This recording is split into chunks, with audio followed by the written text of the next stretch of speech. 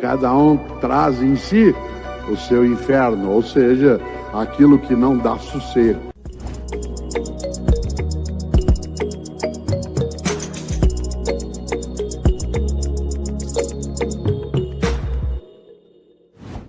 Gosto de lembrar, eu fui alfabetizado em 1960, eu nasci em 1954, e fui alfabetizado em 1960 por uma curitibana chamada professora Mercedes.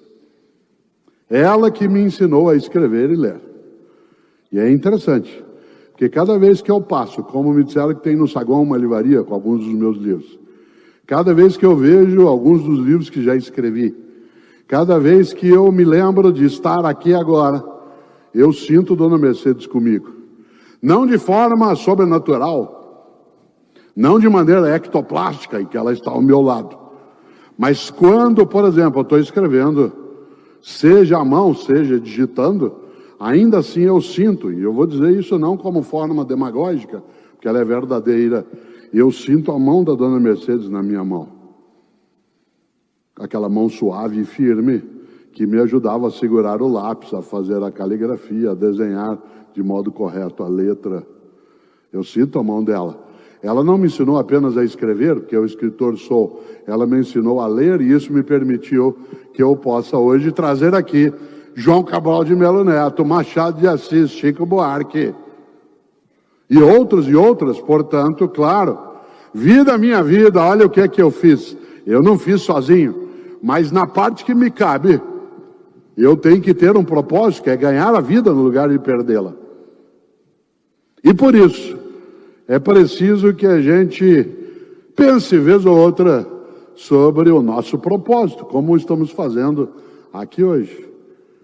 15 de outubro, no Brasil, é dia da professora, embora a maior parte das pessoas nem saiba por que é 15 de outubro.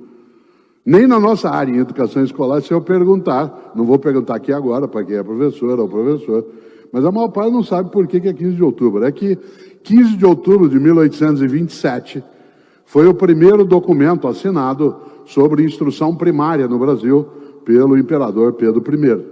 Então, nesse dia, depois, mais tarde, no governo de Getúlio Vargas, isso foi ratificado e seguiu. Foi e voltou.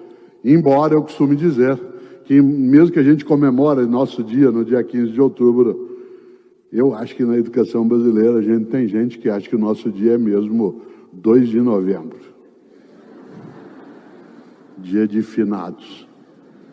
Vida, minha vida, olha o que eu fiz. E há outros e outras que achamos que o nosso dia, 15 de outubro não é, e também não é 2 de novembro, o nosso dia é 1º de novembro, dia de todos os santos. Claro que nós não somos santas nem santos, mas dos santos e das santas, nós temos um propósito: fazer com que a vida cresça, em vez de diminuir. E esse propósito não está só em nós, na educação escolar, na docência. Muita gente faz isso sendo pai ou mãe, sendo alguém que atua no campo da panificação, do agronegócio, da área de saúde, do comércio, que é ganhar a vida fazendo com que a vida cresça, no lugar de diminuir-se. E é bom, porque no dia 15 de outubro do ano 70 antes de Cristo, nasceu no mundo romano um dos maiores escritores latinos de toda a história, que é Virgílio. Neste domingo agora é aniversário de nascimento de Virgílio, cuja obra maior, chamada Eneida, inspirou Camões.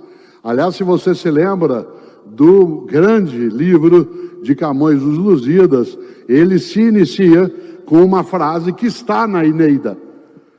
No livro do Camões é as armas e os barões assinalados, né? E do Virgílio, não existia a ideia de barão, aparece a ideia, né, das armas e os varões assinalados no sentido de combatentes. E é interessante porque Virgílio, no capítulo 6º da Eneida, escreveu: cada pessoa leva o seu inferno dentro de si. Essa frase está lá na obra de Virgílio. Cada pessoa leva o seu inferno dentro de si. E o que é o inferno? O inferno não é só um lugar onde você, de acordo com algumas crenças, vai passar a eternidade ardendo. Ardendo. Olha que interessante, minha mãe Emília, professora, ela faleceu ano passado com 93 anos de idade, firme nas coisas que fazia. Ela, professora, gostava demais que eu contasse para ela uma história, né, muito apreciável, que sempre ela fazia rir demais, já bastante idosa, e ela, entre outras coisas, sempre foi muito friorenta, muito friorenta. E, claro, ela era uma pessoa muito religiosa, e duas coisas aconteciam. De vez em quando, ela dizia assim: filho, estou com um frio muito grande. Eu falei: mãe, fica tranquila, a senhora, se bobear, vai para um lugar quentinho para sempre. E ela ria dessa história, porque é claro que não iria, como não foi, espero, né? E uma das que não foi, mas uma das coisas boas é que ela dizia: conta aquela história, filha. Não é que ela pediu para eu contar de novo, porque ela não lembrava, é que ela gostava de rir, né, da mesma coisa. Isso só serve, o que eu vou contar agora, é quase que piada interna para quem é da área de educação. Ela dizia: fala, filha. Eu falava: então, mãe. A menininha de 12 anos chegou para a avó e falou assim: vó, sabe o que eu vou ser quando eu crescer? A avó falou: não. Falou: vou ser prostituta. O quê? Eu vou ser prostituta. Ai, graças a Deus, eu entendi, professora substituta. E aí ela ria disso, né, porque isso fazia parte do humor, né, que ela carregava.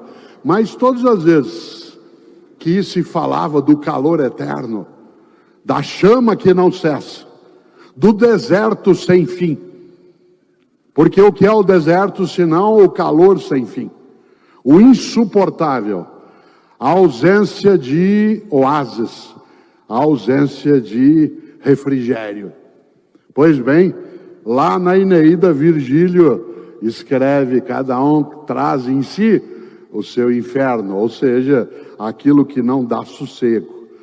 E eu gosto de lembrar a ideia de inferno a partir de um estupendo também leitor de Virgílio. Não que eu seja como estupendo, leitor sou, mas um estupendo leitor de Virgílio foi um homem nascido em Florença, que você conhece ou de leitura ou de noção. No século XIII nasce em Florença Dante Alighieri. Dante Alighieri escreveu uma obra em 3 partes, um poema, cujo título original é Comédia. Insisto, não porque você vai rir quando lê, mas porque termina bem. Por isso chamado de comédia. Mais tarde, um dos tradutores diretos de Dante Alighieri, em seu contemporâneo quase, bem mais jovem, vai chamar o livro de Divina Comédia. Tamanha a importância que ela tem. Pois bem, qual é a história da Divina Comédia? Acho que você se lembra. Dante Alighieri vivia em Florença, isso é história real. Era apaixonado por uma mulher chamada Beatriz. Só que Beatriz era casada. E ele não tinha como fazer com que Beatriz se inclinasse por ele. E quando ele vai tomando coragem para buscar Beatriz, mesmo que ela casada fosse, para ver se ela...